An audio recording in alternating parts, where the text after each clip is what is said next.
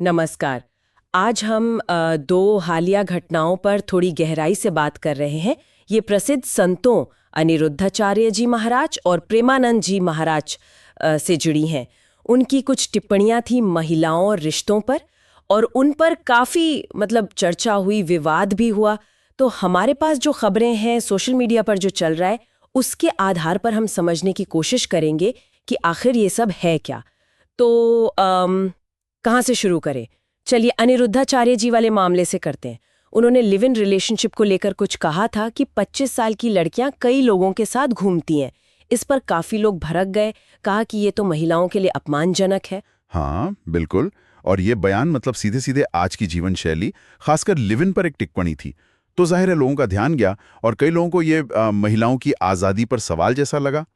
और इसी वजह से वो पूर्व मेजर खुशबू पाटनी जी, उन्होंने भी काफी सख्त प्रतिक्रिया दी थी। हाँ, उनकी प्रतिक्रिया ने मामले को और हवा दी।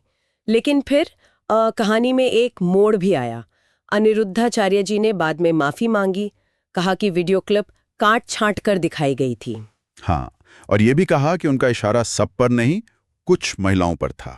अच्छा, और इसी दौरान खुशबू पाटनी ने भी साफ किया कि उनकी आपत्ति अनिरुद्धाचार्य जी के बयान पर थी।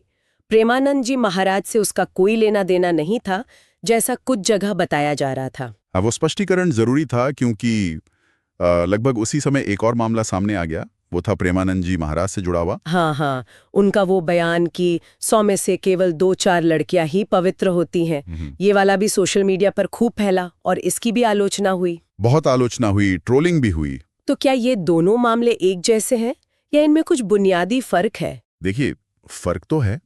अनिरुद्धाचार्य जी की बात सीधे सीधे एक मॉडर्न रिश्ते लिव इन पर थी, जबकि प्रेमानंद जी का बयान पवित्रता को लेकर था।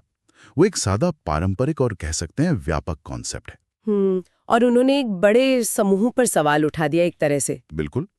लेकिन दिलचस्प ये है कि दोनों ही मामलों में कहीं ना कहीं महिलाओं के व्यवहार, उनकी चॉइस को एक पारंपरिक नजरिए से देखा जा रहा है। ऐसा कई लोगों को लगा। हाँ, ये बात तो है। अच्छा, एक और चीज थी, प्रेमानंद जी के मामले में कुछ सेलिब्रिटीज भी उनके समर्थन में आए, जैसे अंकिता लोखंडे, राजीव अदातिया। उन्होंने कहा कि बयान को गलत समझा गया, संदर्भ से बाहर देखा गया। हाँ, ये भी हुआ। और ये दिखाता है कि जो धार्मिक गुरु हैं, उनका प्रभाव आज भी समाज के एक बड़े वर्ग पर है। उनके जो अनुयायी हैं या समर्थक हैं, वो अक्सर इन बातों को अलग नजरिए से देखते हैं। आस्था का सवाल भी होता है। तो एक ही बात के कई मतलब निकाले जा सकते हैं या निकाले जाते हैं। हाँ, बिल्कुल। इससे विवाद और भी उलझ जाता है। तो अगर हम इन दोनों घटनाओं को एक साथ देखें, भले ही संत अलग हैं, दयान अलग है, पर ये हमें ये सोचने पर मजबूर करती हैं कि समाज में आज भी महिलाओं की जगह, उनकी पसंद और जो पारंपरिक सोच है, उसके बीच एक तनाव, एक कश्मकश चल रही है। सही बात है। और ये भी साफ करती हैं कि जो प्रभावशाली लोग हैं, खासकर धार्मिक गुरु, उनके शब्दों का वजन कितना ज्यादा होता है।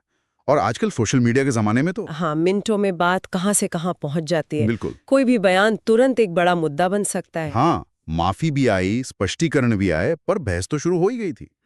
और ये हमें सवाल पर भी लाता है कि जो पब्लिक फिगर्स हैं, उन्हें अपनी भाषा, अपनी जिम्मेदारी का कितना ध्यान रखना चाहिए। बिल्कुल। खासकर जब ऐसे संवेदनशील विषयों पर बात हो रही हो। सही कहा। क्योंकि शब्दों को उनके संदर्भ से हटाकर देखना बहुत आसान है आजकल। हाँ, तो शायद हमारे श्रोताओं के लिए सोचने वाली बात यह हो सकती है कि जब व्यक्तिगत मान्यताएं या पारंपरिक विचार सार्वजनिक तौर पर रखे जाते हैं और वो समाज के एक हिस्से की भावनाओं से या आधुनिक मूल्यों से टकराते हैं, तो ये जो व्यक्तिगत अभिव्यक्ति की आज़ादी है और जो सार्वजनिक जिम्मेदारी है, इसके बीच सही संतुलन कैसे बने, खासकर तब जब बात किसी बड़े समुदाय को प्रभावित कर सकती हो।